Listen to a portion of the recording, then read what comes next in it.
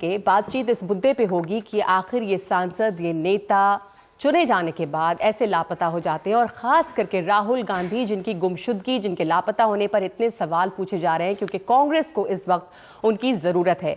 मेरे साथ स्टूडियो में मौजूद है शेखर गुप्ता, वरिष्ठ पत्रकार, जिस पर बातचीत करेंगे। उसके अलावा राजीव राय हैं, राष्ट्रीय सचिव समाजवादी पार्टी के, अखिलेश प्रताप सिंह, प्रवक्ता कांग्रेस, शरद प्रधान, वरिष्ठ पत्रकार, लखनऊ से हमारे साथ जुड़ रहे हैं, और जीवीएल नरसिम्हा राव, प्रवक्ता बीजेपी। सबसे पहले जो है हम आपको कुछ कांग्रेस कार्यकर्ताओं की हताशा को दिखाना चाह रहे हैं। ये सिर्फ अमेठी की बात नहीं है, इलाहाबाद में भी बहुत नारे लगे हैं राहुल गांधी के खिलाफ। सुनिए।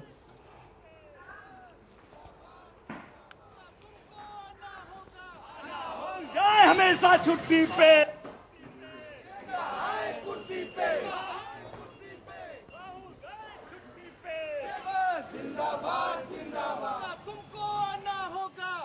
राहुल गांधी जो छुट्टी पे चले गए हैं, अगर ऐसे राहुल गांधी छुट्टी पे जा रहे हैं तो उनको हमेशा के लिए छुट्टी दे दिया जाए, क्योंकि कांग्रेस पार्टी में एक संघर्ष और सक्रिय नेता की जरूरत है। प्रियंका गांधी जी को राजनीति में सक्रिय किया जाए। ये जो है वो एक कांग्रेस के कार्यकर्ता थे, श्रीचंद, कांग्रेस कार्यकर्ता हैं, इलाहाबाद के कोई एक आम नागरिक हैं, कांग्रेस कार्यकर्ता, जो ये बात कह रहे थे। अखिलेश प्रताप सिंह, अमेठी में जो गुमशुदगी के पोस्टर्स राहुल गांधी के लगे हैं, उसमें कोई संदेह नहीं है कि शायद उनके विरोधियों ने लगाए होंगे, बीजेपी ने लगवाया होगा, ये आप कहेंगे।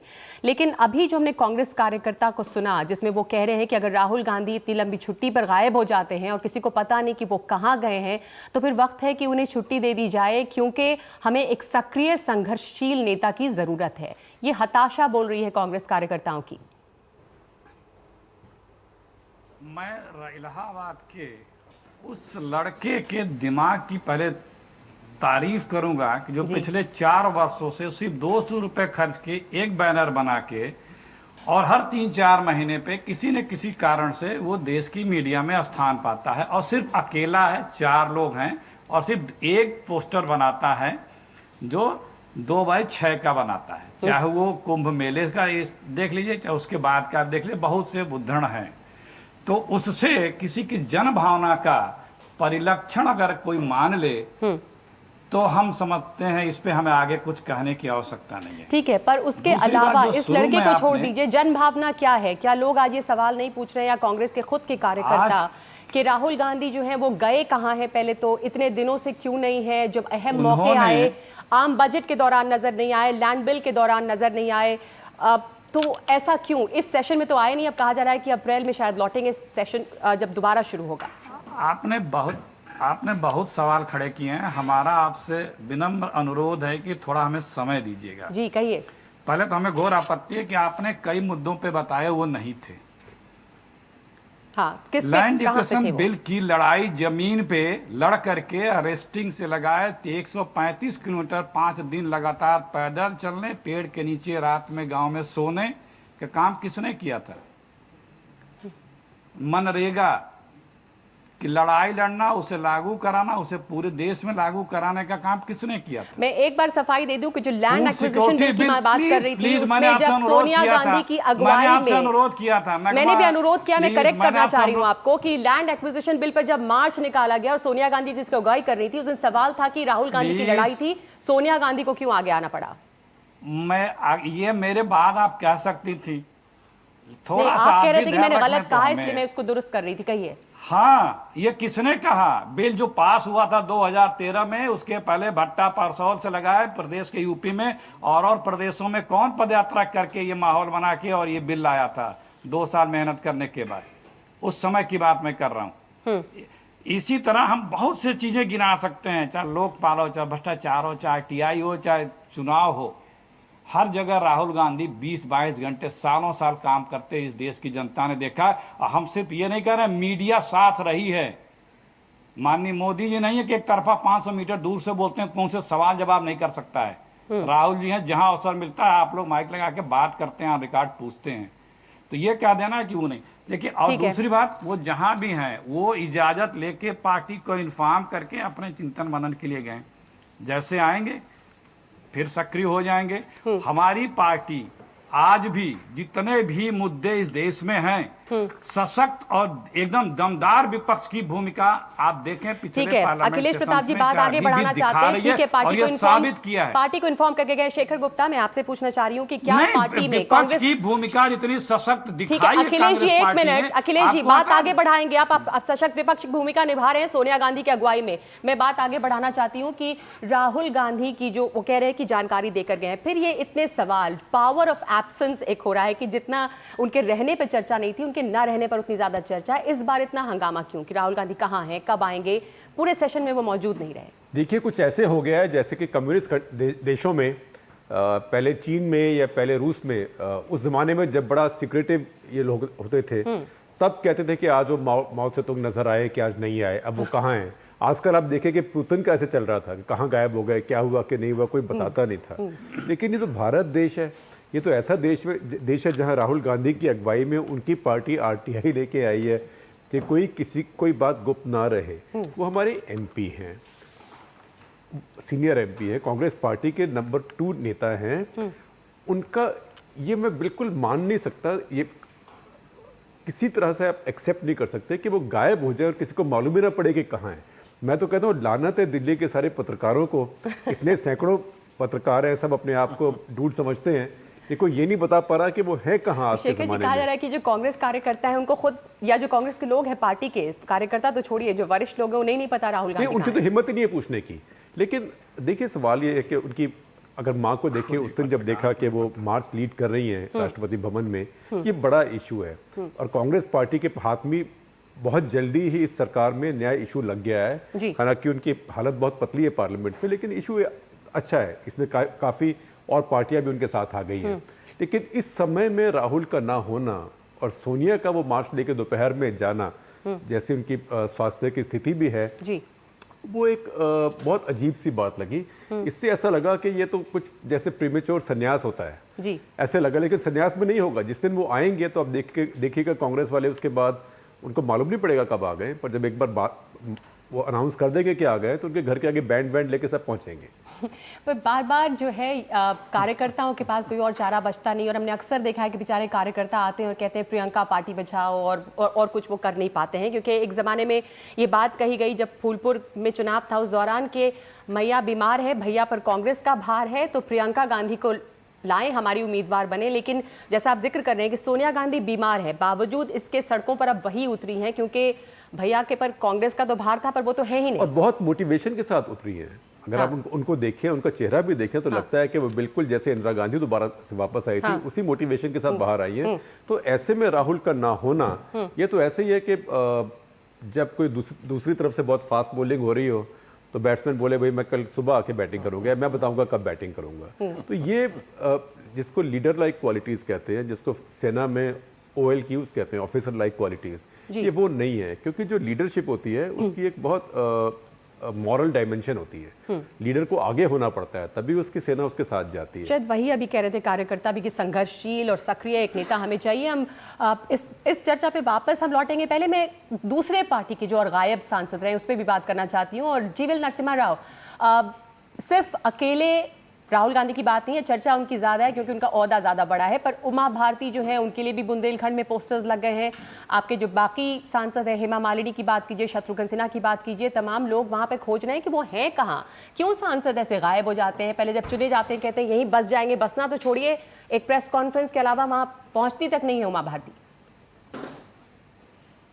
अच्छा नगमा जी, मैं इन सारे विषयों पर आपको जवाब दूंगा। उसके पहले मुझे ये कहना उचित लगता है कि राहुल गांधी पहले भी बहुत लंबे समय तक दूर रहते थे राजनीति से, दिल्ली से गायब रहते थे, लेकिन उसके बारे में पार्टी की किसी प्रकार की सफाई नहीं देती थी, किसी प्रकार की जानकारी नहीं देती थी। अब एक औपचारिक घोषणा किया गया तो इसलिए मुझे लगता है बहुत गौर से जनता देख रही है। एक इंडिया टुडे ने मार्च 2014 में पूरे 5 साल के उनके परफॉर्मेंस के आधार पर सभी लोकसभा सांसदों की एक रिपोर्ट जारी किया है।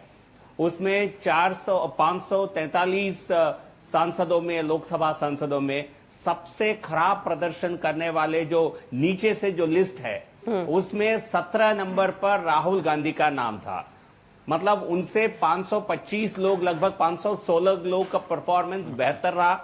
ठीक है, और कांग्रेस के 200 से ऊपर जो सांसद थे उसमें सबसे आपके जो सांसद लापता रहे उनके ऊपर आप है। अपना जवाब देंगे कि वो लोग उमा भारती के लिए क्यों पोस्टर्स लग रहे हैं? देखिए, जो भी सांसद उमा, मैं आपको ये कहना चाहूंगा, आप जो दिखा रहे हैं वो वहां कॉन्स्टिट्यूंसी में उनके लिए पोस्टर छपे हैं, पर लेकिन उनकी क्या अपनी कॉन्स्टिट्यूंसी में क्या उनकी अवेलेबिलिटी रहा है, क्या प्रदर्शन रहा है, ये पार्टी लगातार हमारी पार्टी मॉनिटर करती है। ये राहुल गांधी जैसा स्टेटस हमारे पार्टी में किसी का नहीं है। जो भी परफॉर्म नहीं करेंगे उनको बिल्कुल सूचित किया जाता है, उनके ऊपर एक्शन लिया जाता है।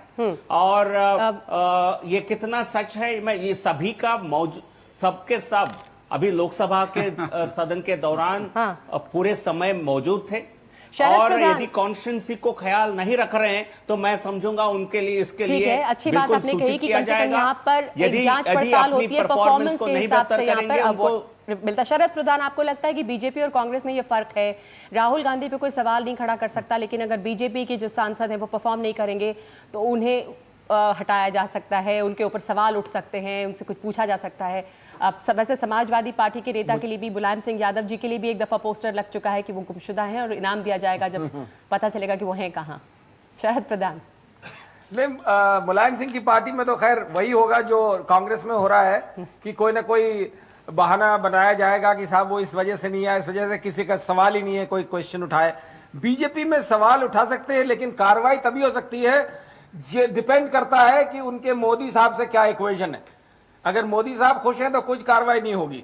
प्रॉब्लम ये हो गई, मुझे लगता है सब पॉलिटिकल पार्टीज में इतनी ज्यादा डेस्पोटिज्म है और कहने को तो डेमोक्रेसी है, लेकिन जो इस तरीके के लीडर्स हैं, जो पूरे टोटली जिनके बूथे पे पार्टी चलती है, वो उनका इतना बड़ा वर्चस्व है कि वो किसी की सुनते नहीं, जो चाहते हैं वो करते हैं, कोई सवाल नहीं उठा सकता।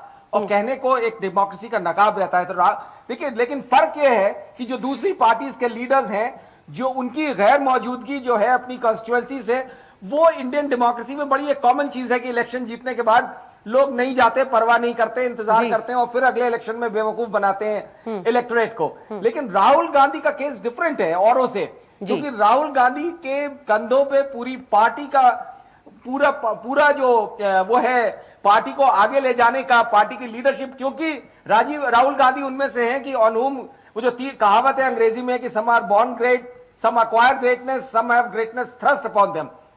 तो राहुल गांधी उनमें से हैं कि जिनके ऊपर ग्रेटनेस थ्रस्ट कर दी गई है। उनकी माताजी चाहती हैं कि पार्टी उन्हीं के परिवार में रहे, पार्टी के लीडरशिप जी। अब वो बशर्त, चाहे वो केपेबल हो, चाहे उनमें क्वालिटी हो, चाहे वो करना चाहते हो, तब भी उन्हीं को बनाया जाएगा। आपने जो बात कही वो बहुत ये जो दिलचस्प कल्चर है, जब तक चेंज नहीं होगा। शेखर की भी राय लेना चाहती हूँ, इसलिए कि उन्होंने जो कहा कि अकेले नहीं है राहुल गांधी, गांधी परिवार के, जिन्हें जबरदस्ती शायद सियासत में आना पड़ा, उनकी कोई दिलचस्पी नहीं है, एप्टीट्यूड नहीं दिख रहा है। राजीव गांधी का यही हाल था, सिर्फ संजय गांधी थे जो कि अपने चुनकर सियासत में आए थे, वो बनना चाहते थे।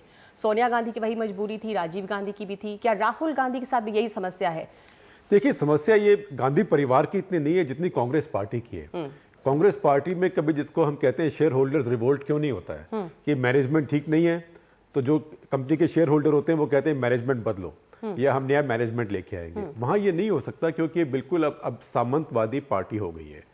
तो ये कमजोरी पार्टी की है। जो आपने नारे पहले बताए कि मैया बीमार, राहुल पे कांग्रेस का भार, तो बहन को बुलाओ। अब बहन नहीं तो उसके बच्चों के पीछे पड़ जाएंगे। कांग्रेस पार्टी भी गांधी फैमिली को एक्सप्लॉइट करती है, और गांधी फैमिली भी इस बात की हिम्मत नहीं करती कि बोले कि आप संभालिए अपने पार्टी, अपने आप नेता पैदा होने दीजिए।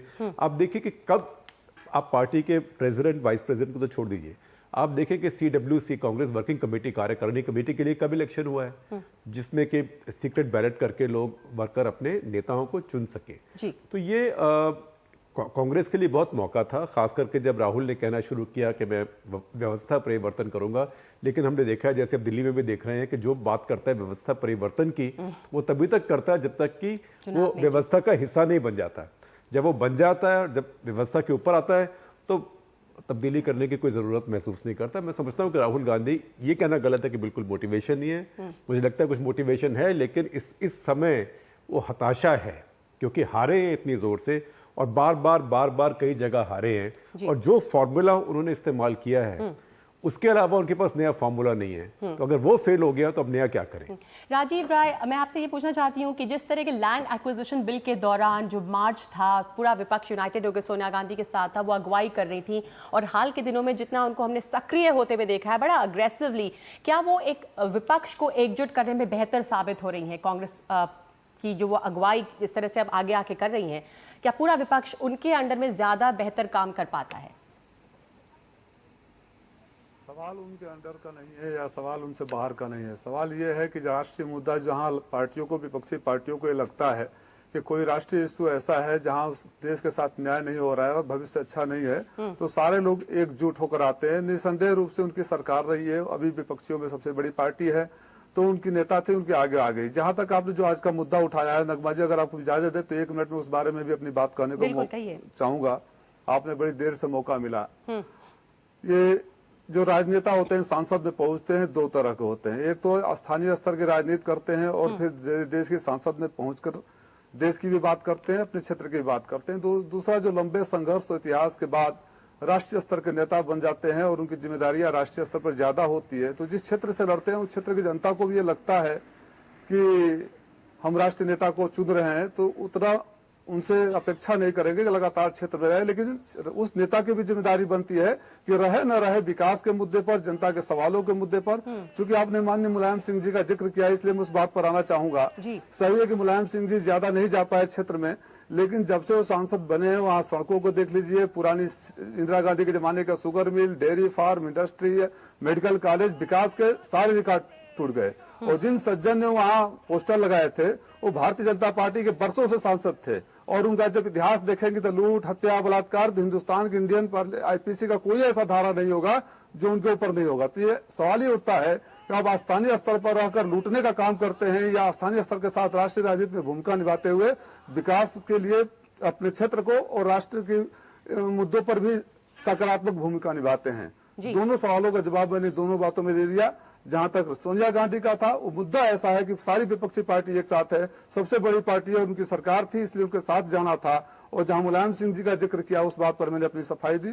उम्मीद करता हूं, हाँ ये जरूर कहूंगा राहुल गांधी के मुद्दे पे कि न आप क्षेत्र में दिखे, न राष्ट्रीय मुद्दे पर दिखे, न पार्लियामेंट में दिखे, न सदन में दिखे, न सड़क में दिखे, तो कहीं न कहीं देश की जनता और क्षेत्र की जनता के साथ ये अन्याय है।